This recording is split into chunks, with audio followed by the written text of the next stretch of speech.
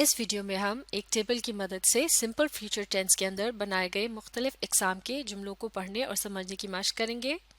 جب ہم کسی ایسے عمل کے متعلق بات کرتے ہیں جو کہ فیوچر یعنی مستقبل یا پھر آئندہ زمانے میں کیا جائے گا یا پھر ہوگا، تو اس انداز میں بات کرنے کے لیے سمپل فیوچر ٹینس کا استعمال کیا جاتا ہے۔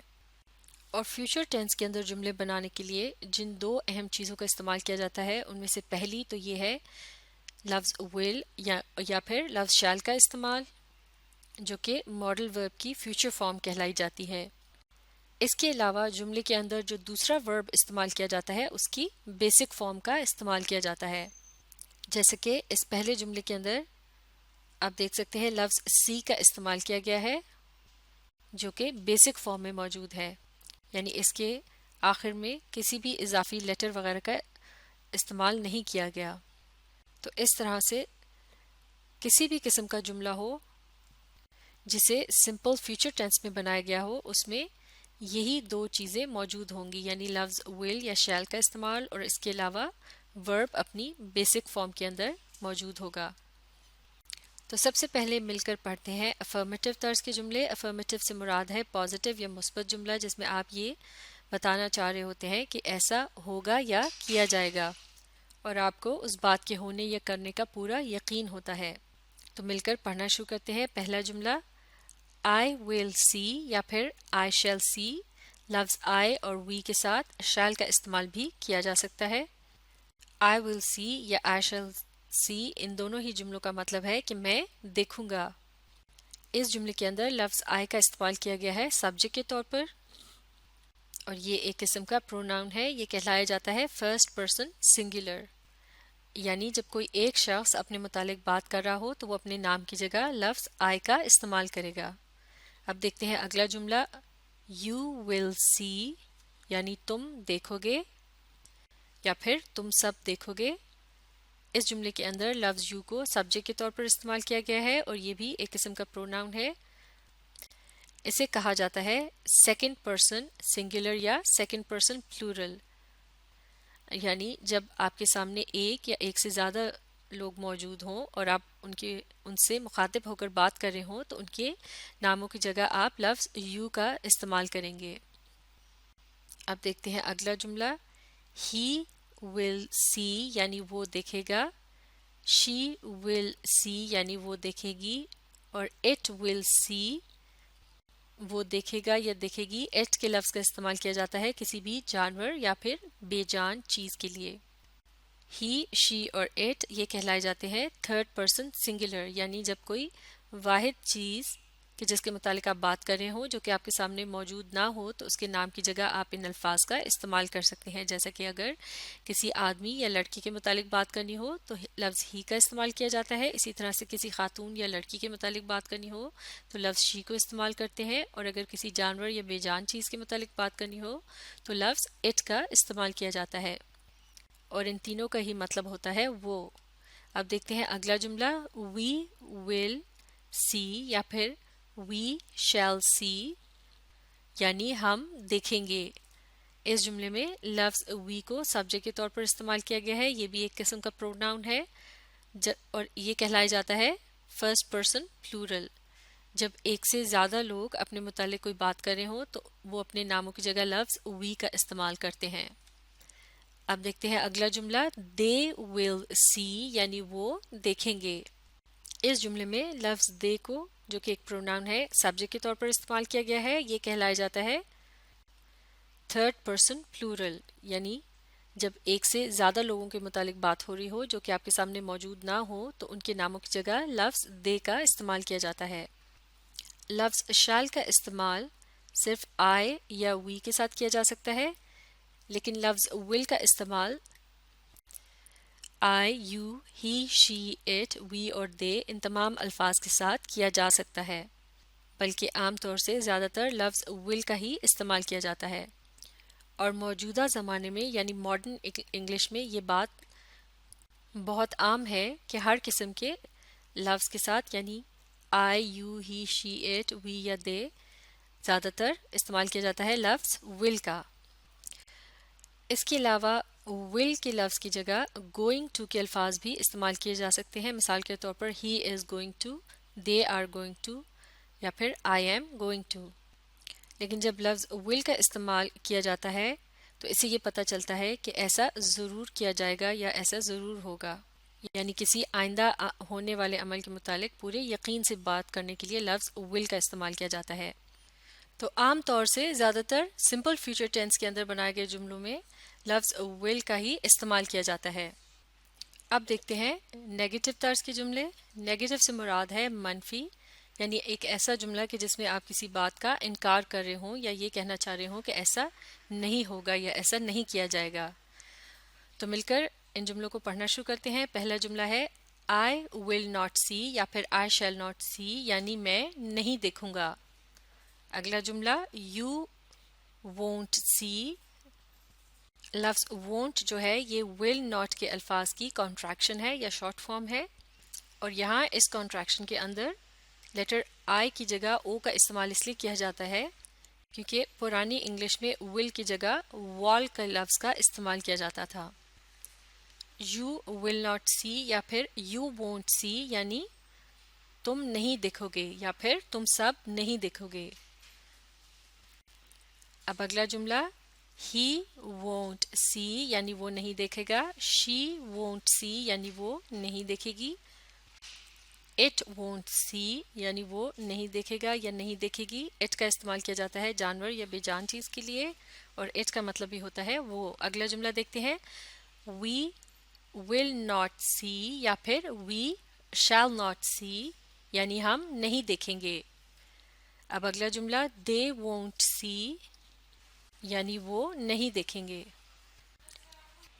تو نیگیٹو طرز کے جملوں میں الفاظ کی جو ترتیب ہوتی ہے وہ تقریباً افرمیٹو طرز کے جملوں کے الفاظ کی ترتیب کی طرح ہی ہوتی ہے.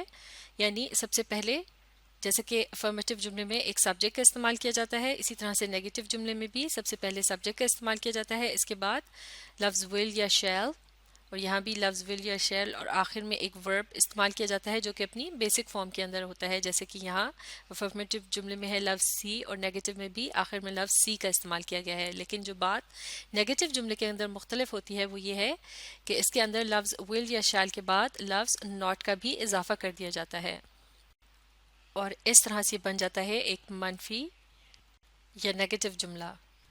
افرمیٹو اور نیگیٹو جملوں کے آخر میں زیادہ تر فل سٹاپ کے نشان کا ہی استعمال کیا جاتا ہے، لیکن اگر بات کو پرزور انداز میں یعنی جوش کے ساتھ بیان کیا گیا ہو تو پھر جملے کے آخر میں ایکسکلیمیشن مارک کا بھی استعمال کیا جا سکتا ہے.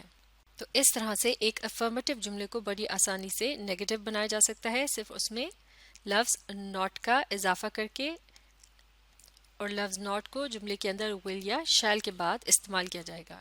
اب دیکھتے ہیں انٹراگیٹو طرز کے جملے. انٹراگیٹو سے مراد ہے سوالیہ جملے، یعنی جن میں کوئی سوال پوچھا جاتا ہے، یعنی کیا ایسا ہوگا یا پھر کیا ایسا کیا جائے گا. تو مل کر ان مختلف جملوں کو پڑھتے ہیں. پہلا جملہ ہے will I see یا پھر shall I see یعنی کیا میں دیکھوں گا. تو اب یہاں انٹراگیٹو طرز کے جملے میں آپ دیکھ سکتے ہیں الفاظ کی جو ترتیب ہے کس طرح سے افرمیٹو اور نیگیٹو جملوں سے مختلف ہے. اس قسم کے جملوں کے اندر یعنی انٹراگیٹو طرز کے جملوں کے اندر سبجیکٹ کے بجائے سب سے پہلے استعمال کیا جاتا ہے لفظ will یا پھر shall کا، اور اس کے بعد آتا ہے سبجیکٹ. اس کے علاوہ انٹراگیٹو طرز کے جملوں کے آخر میں کوسچن مارک یعنی سوالیہ نشان کا استعمال کیا جاتا ہے. اور جیسے کہ اس سے پہلے ہم سیکھ چکے ہیں کہ لفظ I یا پھر we کے ساتھ لفظ shall کا بھی استعمال کیا جا سکتا ہے. اب دیکھتے ہیں اگلا جملہ will you see یعنی کیا تم دیکھو گے یا پھر کیا تم سب دیکھو گے. اب اگلا جملہ will he see یعنی کیا وہ دیکھے گا. will she see یعنی کیا وہ دیکھے گی. will it see یہاں it کا استعمال کسی بھی جانور یا بے جان چیز کے متعلق بات کرنے کے لیے استعمال کیا جا سکتا ہے، اور it کا مطلب بھی ہوتا ہے وہ.